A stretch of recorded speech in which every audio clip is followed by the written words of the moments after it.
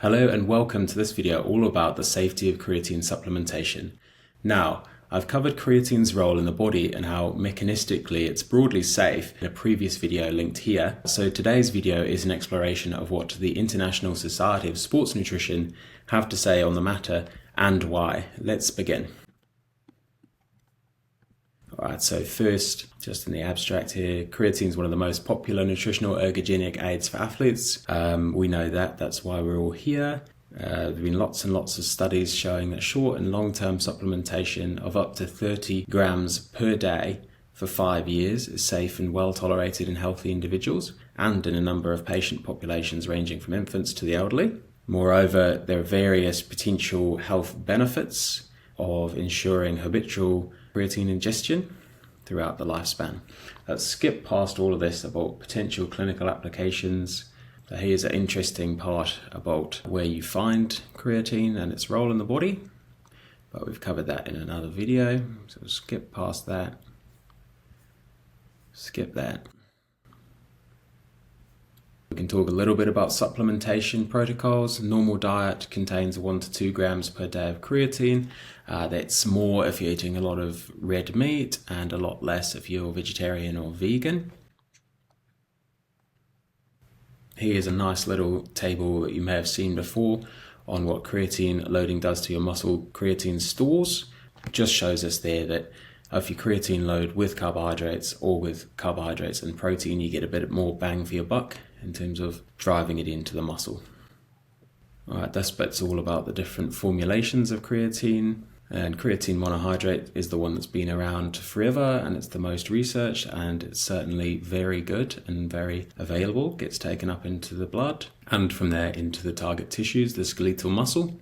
So anyone trying to sell you anything other than creatine monohydrate is essentially just trying to recreate the wheel. And indeed, that's supported by what the International Society for Sports Nutrition have to say on this, with the following sentence: claims that different forms of creatine are degraded to a lesser degree than creatine monohydrate in vivo or result in a greater uptake to muscle are currently unfounded. And they've referenced this study to justify that statement.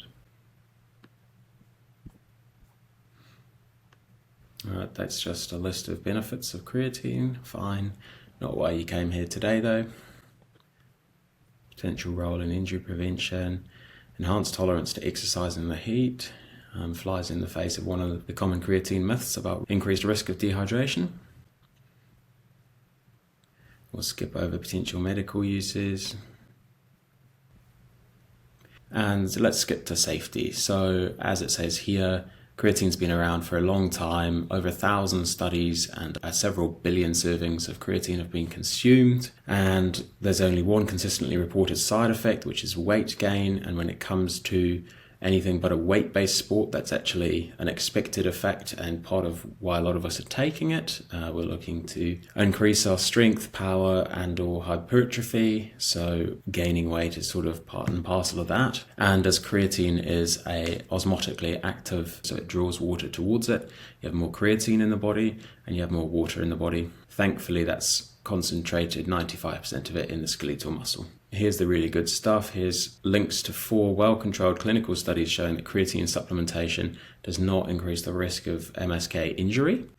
And we've got 1, 2, 3, 4, 5, 6, 7, 8 links to studies that did not find creatine increasing the risk of dehydration, and similar numbers for muscle cramping and gastrointestinal upset.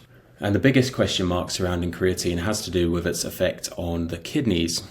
Here we can see a litany of links to research papers that found that creatine does not promote renal dysfunction or kidney failure. Neither does it have long-term detrimental effects. And a bit of a deeper dive into the question of whether creatine affects the kidneys. When it comes to creatine and its effect on the kidneys, there's been a lot of worry for quite a long time due to some case studies or write-ups of individual case in the medical literature where people who were taking creatine were found to have high creatinine levels, given that creatine is the precursor molecule for creatinine that is to be expected. And the issue here is that there are other things other than renal dysfunction that can increase your creatinine levels, including increased creatine intake or muscle breakdown. So we've been worried about this for a long time, and there have been lots and lots of studies looking into it. For example, this study, Ferreira and Associates, reported that creatine feeding 2 grams per kilograms body weight per day for 10 weeks had no effects on glomerular filtration rate or renal plasma flow, or how effective the kidneys are working and how much blood's flowing through them in rats. Another research group led by this Baracho, if I'm pronouncing that correctly, reported pretty much exactly the same, and that all of their dosing protocols of creatine failed to result in renal or liver injury. And then moving across to humans, Portman's and his research group found that ingesting 20 grams per day for 5 days and up to 10 grams from 10 months all the way through to 5 years had no effect on creatine clearance, presumably meant to be creatinine clearance, given that we don't measure creatine clearance, GFR, tubular resorption, or glomerular membrane permeability, or the leakiness of the kidneys compared to controls. Creda et al. Reported that creatine supplementation 5 to 10 grams per day for 21 months had no significant effects on creatinine or creatinine clearance in American football players. And another research group found that 12 weeks of creatine supplementations had no effects on the kidneys of type 2 diabetic patients. And finally, long-term high-dose creatine up to 30 grams per day for 5 years in patient populations has not been associated with an increased incidence of renal dysfunction in 4 separate papers.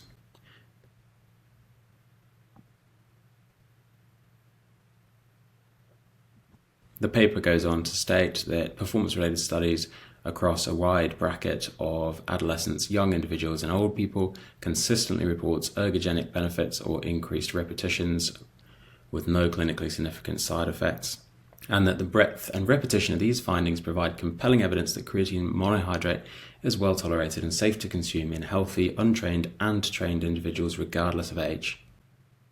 These findings led one of the research groups to go so far as to recommend that individuals should consume 3 grams per day of creatine throughout their entire lifespan to promote general health. Now, some people point to warnings on products about age restrictions as evidence that younger people shouldn't be taking creatine supplementation. What the International Society for Sports Nutrition had to say on the matter is that it's important to understand this is a legal precaution and that there's no scientific evidence that children and or adolescents should not take creatine, and there's no evidence of harm there. Indeed, as noted above, a number of short and long-term studies using relatively high doses of creatine have been conducted in infants, toddlers, and adolescents without finding a health risk. And finally, I appreciate this video may come across as a whirlwind tour of me kissing the asses of the International Society of Sports Nutrition, a body to which I have no affiliation. So perhaps this has raised some expert halo effect type alarm bells in your mind, but thankfully, you don't need to take my word on them being well read on the evidence behind creatine's effectiveness and safety, because I've linked their consensus statement article in the video description. And you don't need to take their word for it either, because they've included links to all the research studies they've used to back up their statements and assertions within it. I'm not telling you to read all of these studies, otherwise what's the point of this YouTube video? I'm just gently suggesting that this is the level of transparency you, the viewer, should expect of anyone trying to assert that you should or should not take food, supplement, drug, or other therapeutic intervention. Anyways, segue over, let's have a look at who or what the International Society of Sports Nutrition is. Here we go. So they claim to be a non-profit academic society, which is nice to know that they're not selling us anything on the sly, and they seem rather academically rigorous as they organise academic conferences and publish a peer-reviewed journal under their own name. Membership's open to anyone, and you can attend their conferences if you like. Oh, and they do have some sponsors, but that's okay. Everybody has to eat. I, for instance, have a job because 930 YouTube subscribers and the $0 of ad revenue that brings in is, believe it or not quite enough to cut the mustard, as they say. Anyways, that's all for today. If you're still here and listening, thanks for being here and listening. I appreciate it. Until next time, goodbye.